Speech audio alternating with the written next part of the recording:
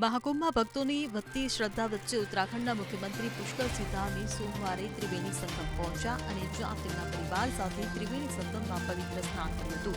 મુખ્યમંત્રીએ તેમની માતાને સંગમમાં સ્નાન કરાવ્યું અને સૂર્ય નમસ્કાર પણ કરાવ્યા. ઉલ્લેખનીય છે કે સીએમ ધામી પરિવાર સાથે બોટ પર બેસીને ત્રિવેણી સંગમ પહોંચ્યા હતા.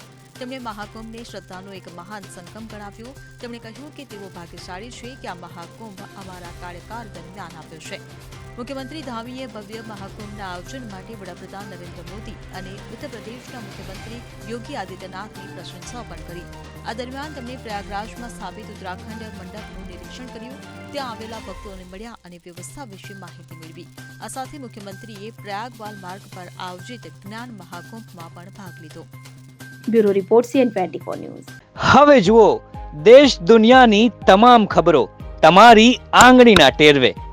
ઉઠાવો મોબાઈલ અને Google Play Store પરથી ડાઉનલોડ કરો અમારી CN24 ન્યૂઝ મોબાઈલ એપ.